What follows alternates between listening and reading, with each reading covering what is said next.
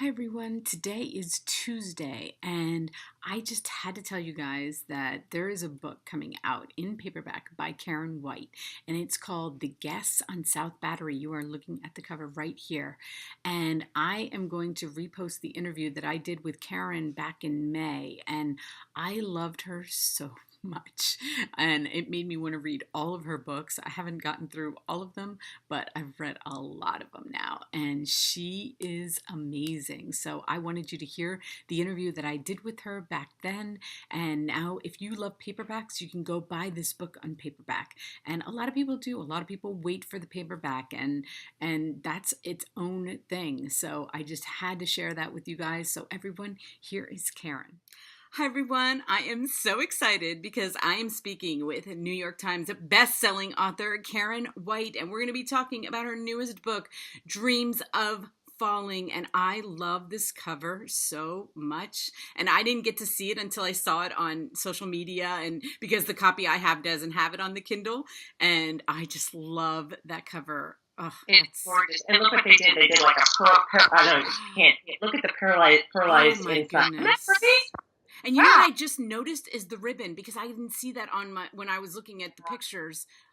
I love That's a big that. part of the book, too, that ribbon. That is so awesome. I love this book so much, Karen. Oh yeah, and don't you love well, if you go on Instagram, people make art out of your books. I know. I know. I can't take any credit because I don't design the covers. They will ask for my input, but I actually happened to be in the New York offices when the art director had like 4 or 5 different possibilities. And the minute I saw this, and I'm like, that's it. That's That's it. it.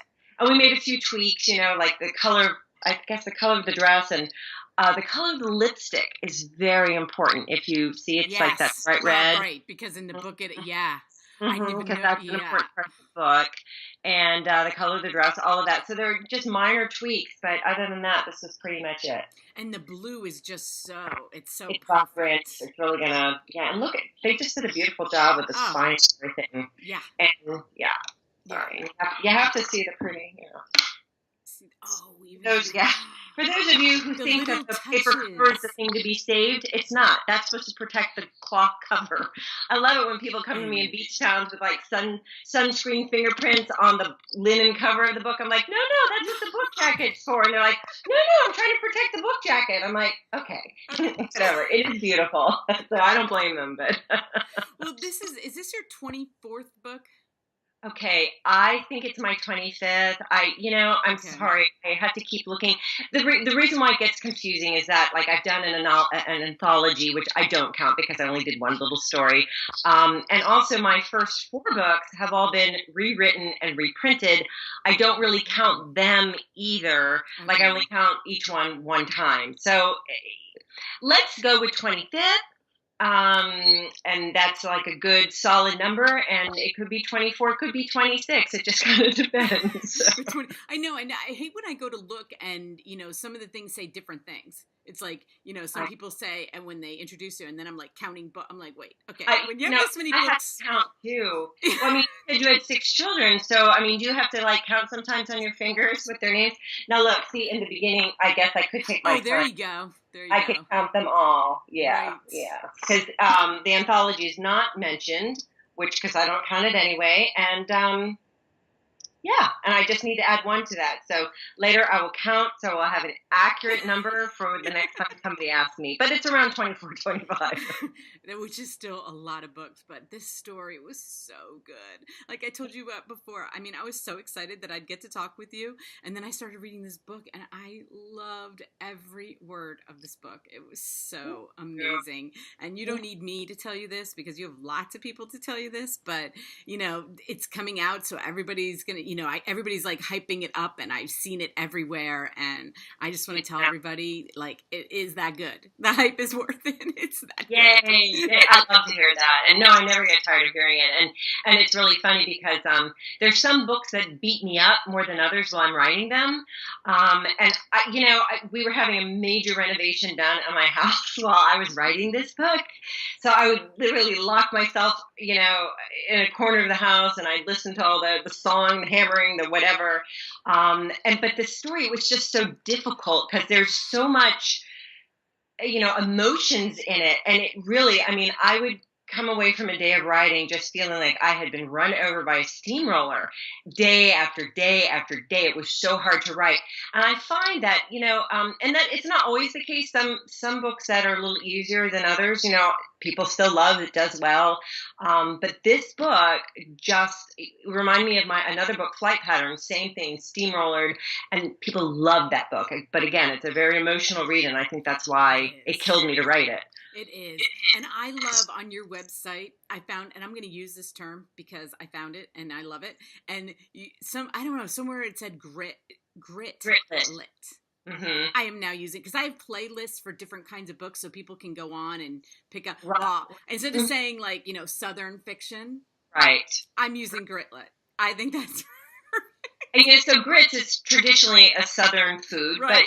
also I don't know if you've seen the shirts at GRIT, Girls Raised in the South, which spells man. Yeah, see, so Oh, I love that's that. like a double entendre, or however you say it.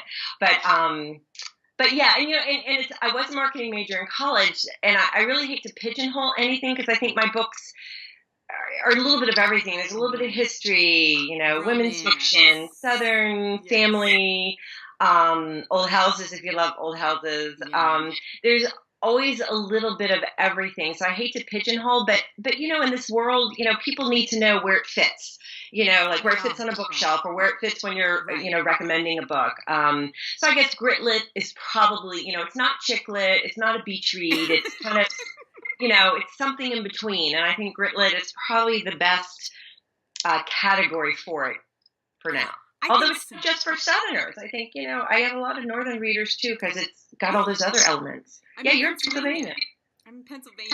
But you know what? My son and his wife, the one who's going to be watching this, my oldest son, lived in Charleston for a Oh, while. lucky them. And she is Southern. She is from Savannah in Okay, Tennessee. yeah. Mm-hmm. So she grew up in both places. And Right. his oldest daughter, well, he has two daughters, and they started to get the Southern accent, and it was so cute. But they just moved to Arizona. His job took him to Arizona. I'm like, are they going to lose their accents? I hope not. Especially the Savannah accent. It's so beautiful. Oh, I love listening to my daughter-in-law talk. So hopefully, because she'll continue to talk that way, they'll just pick it up, and because it's so cute. But I looked on the map this morning because I really wanted to see the coastline of South Carolina because Mm-hmm. this is Mm-hmm. set in Georgetown, and I'd never heard of it. And I Right. looked, and I was like, I hadn't realized like how many little inlets, and it's Yeah. north of Charleston, Right. so a little And bit, south but of Myrtle Beach. It's kind of right, right in the middle there. Yeah. right. But still Um, hurricane territory, It is, big of course, time. of course. Yeah, the whole Eastern Seaboard, really, in Florida, Right. Gulf Coast. Um, yeah, and I picked Georgetown because I obviously I do a lot of traveling because I write so much about the South Carolina Lake Country, Hmm. and a lot in Charleston. And then I always do this. There's Pawleys Island is one of those lovely little coastal areas in South Carolina. And there's a wonderful bookstore, Litchfield Books, where I always do this lovely author's luncheon for every book. So I have to drive between Charleston and Pawleys Island, and I always go through Georgetown.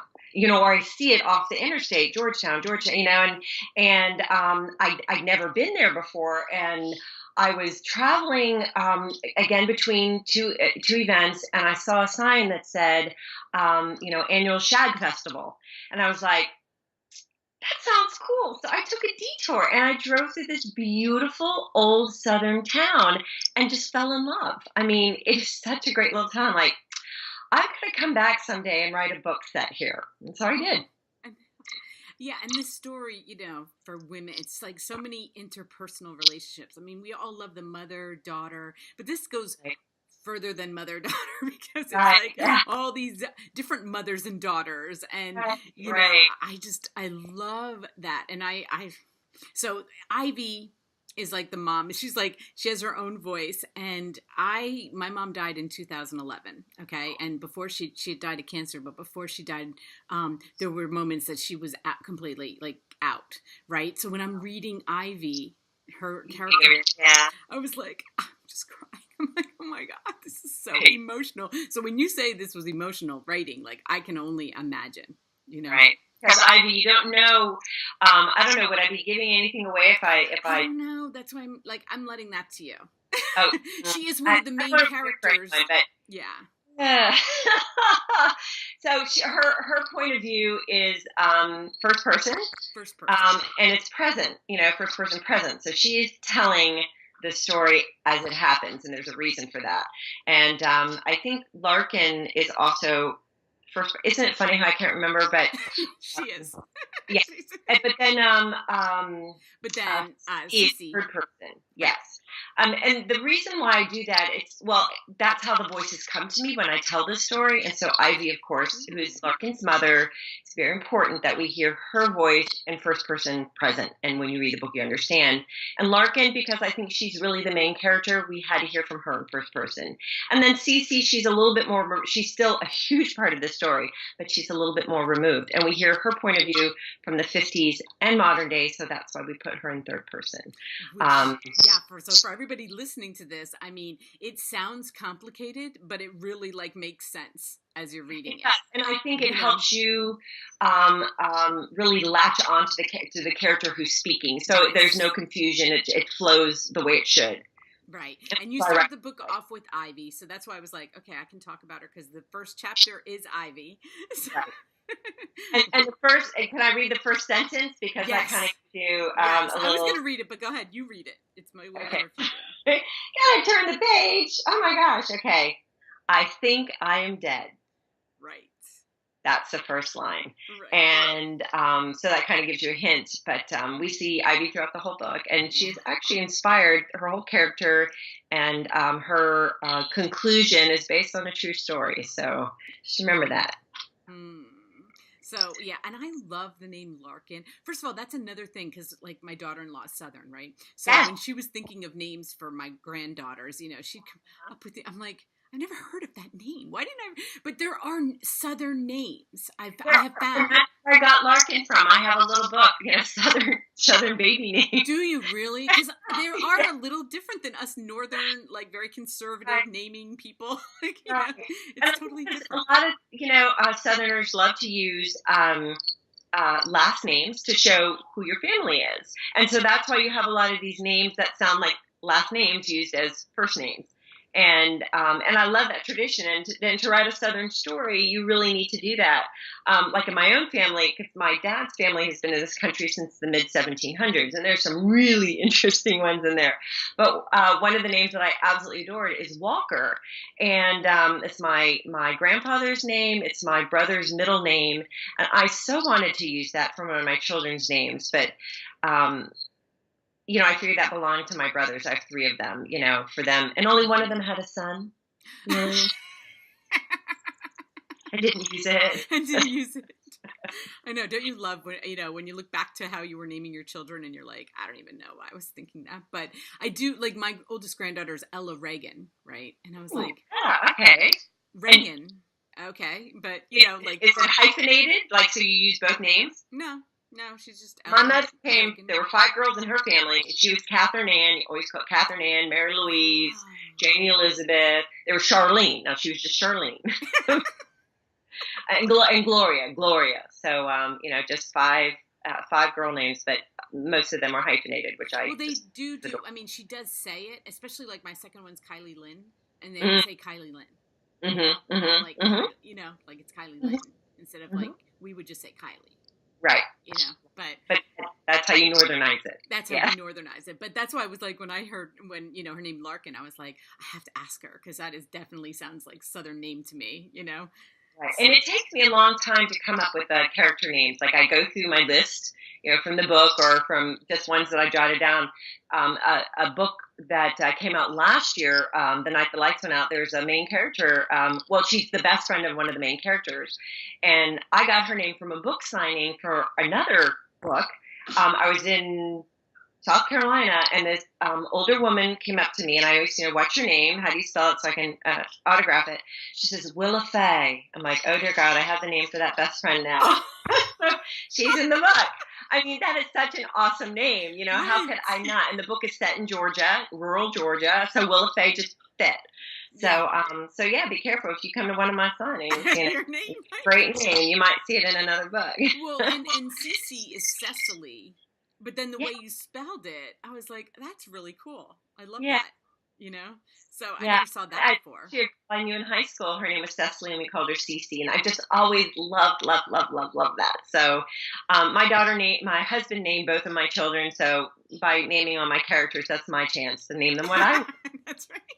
They're like your little babies, you know? exactly, Well, exactly. how did you come up with the story? I mean, the story is, and we don't have to, we don't give any spoilers. I want everybody, but the I have to main be very concept, careful here. right? Um, well, one of the things was that so my mother graduated from high school in 1952, and my mother's from the Mississippi Delta, and like I said, she's the oldest of five girls, and they recently I got well, my mother has Alzheimer's, and so when my dad downsized, he got rid of pretty much everything, and I ended up with all the photographs.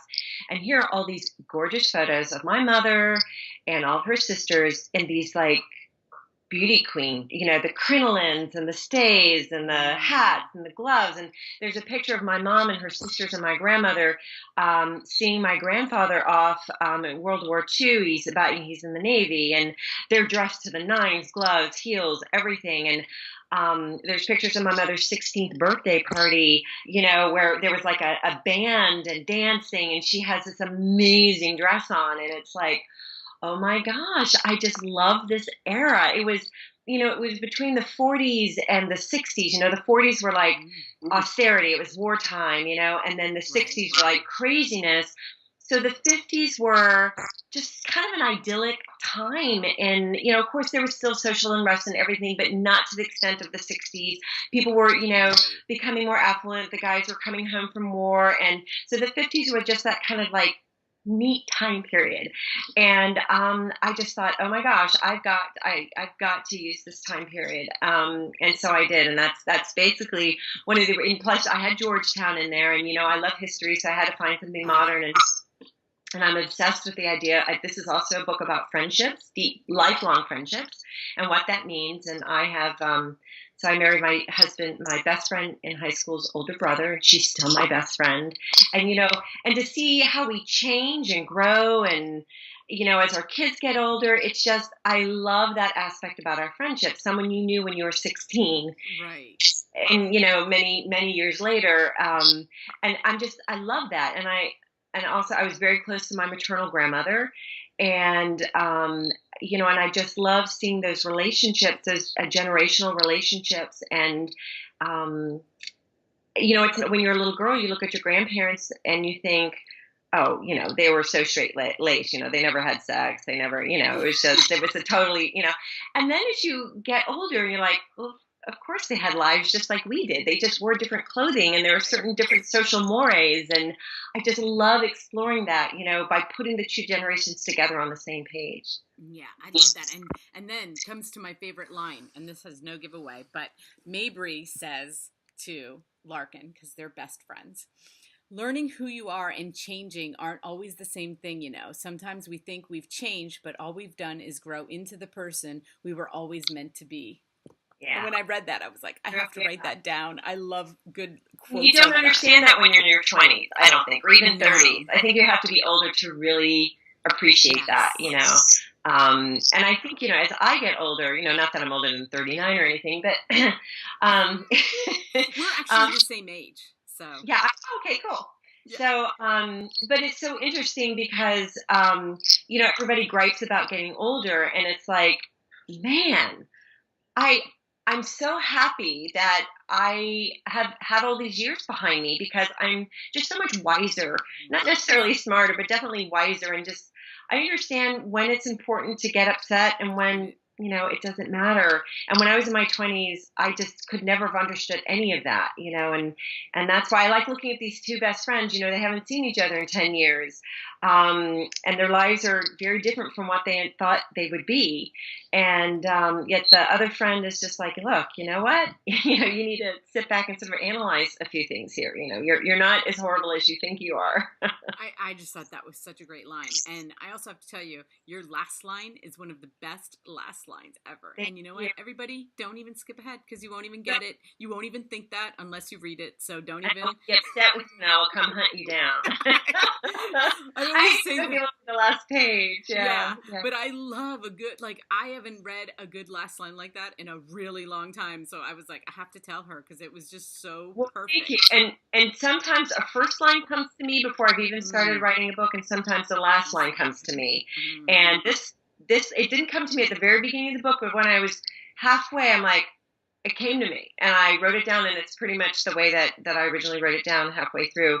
And it's kind of interesting because I don't outline or plot my books. I just start with my main characters, what their internal and external conflicts are, and then everybody else kind of jumps on the page and tells me the story as I go along. So, to come up with a last line before I finish writing the book is kind of surprising, but I knew that's what this was all about. That's what this story was about, and so I just wrote it down, and so I'm glad you appreciated it. I Yay! really did. I really did. So before we go, now this book is coming out. Okay, so this is a big Yes. book. You've got a lot of things to do, but what about the next one? Like, do you already have it? Like, what stage is it in when you're Uh, doing this? Because you've done a lot of books, so. I do have another book coming out September 4th, and that's a collaboration called The Okay. Glass Ocean with Lauren Willig and Beatrice Williams. Very excited about that. I know, I know. So we already wrote a collaboration, The Three. Forgotten There's just Room. three of you. Yes. I have never heard of that. That is awesome. Oh, excuse me. Because I just got my ARCs for that. Gorgeous. Look at that. They're talking about generational. Two of the That is characters are amazing. on the Lusitania in 1915, and one is modern day. And of course, there's a mystery across history, and it's awesome. But then my next book, so I'll have another for those of you who've read my Trad Street series. Trad Street number 6 will be out in fall of 2019. And then after that, kind of a sequel to my very popular Falling Home and After the Rain.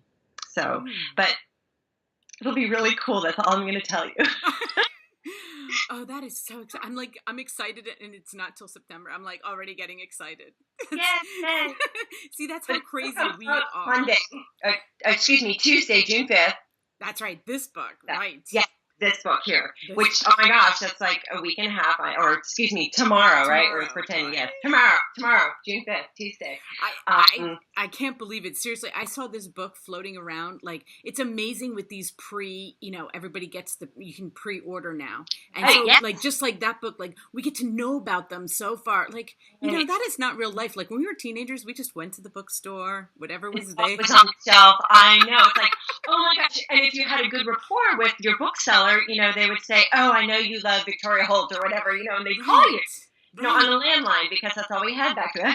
That's right. And now, they'd have it for you behind the shelf, and it was awesome. But now we do get to know about it, which is kind of good for us authors, so people can sort of plan their reading time. And we do. Yeah. So I just want to show everybody that beautiful cover again, and all the links. This is coming out tomorrow, and so you can go on Amazon, you can hit that pre-order, and then you will have it. Because Amazon is like miraculous, and they're like, you can. Or you would like an autograph copy. I just signed 800 of these at the Books A Million warehouse. If you go to booksamillion.com, you can order a signed copy and not pay extra for the signature. Wow. And also, if you're if you go to my website, karen-white.com, there's a whole list of mine, because I'm going on book tour. I will be gone for like 3 weeks. So hopefully I will be coming to your neck of the woods. I am going up north this year, Delaware and New Jersey. So those in Pennsylvania, can come up and see me if you want to go to the coast. But it's all there on my website. So come see me. I love meeting readers. And it's always a fun time. I'm told that I'm funny when I talk, so. You are. And you know what? That is so much fun because, like I said, you get to celebrate this book right now. And that's the fun part about it, is to, like, have those other things in the future. But, like, this week you get to celebrate. So I'm so excited. Thank you so much. This has been such a thrill for me to know you, Karen, really. I mean, you made my whole weekend. It was really fun. Yeah, so Okay. good luck with everything this week, and have fun. And like I said, all of her everything will be listed below, all of her sites and everything. So and maybe we'll get to talk again, who Yeah, I knows. look forward to it. Thank Okay, you. Have bye. a wonderful rest of your week. You too. Bye bye. Bye bye. Watching my interview, isn't she amazing? I love her so much. I can't wait to talk to her again, and I know I'm going to be talking to her again because she writes so many books, and as fans of hers, it's like we just want her to keep writing. So everyone, the Amazon link to this book is listed below, and all of Karen's links are listed below. Please hit subscribe if you want to watch a video every day, and please hit like if you enjoyed my talk with Karen. Thank you, everyone.